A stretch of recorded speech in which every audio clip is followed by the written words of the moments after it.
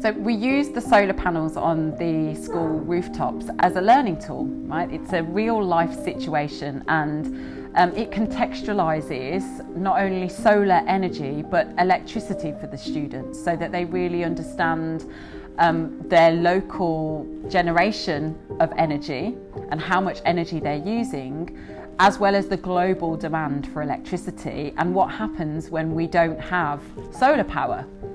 All of our workshops and assemblies are really interactive, so they involve lots of questioning of the students to see what they already understand about solar, about energy and electricity.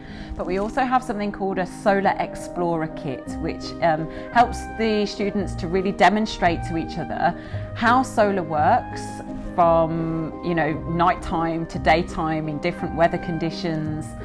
And also what happens when solar isn't working, because solar is an intermittent energy and we need the national grid, they need other sources of energy when it's not working.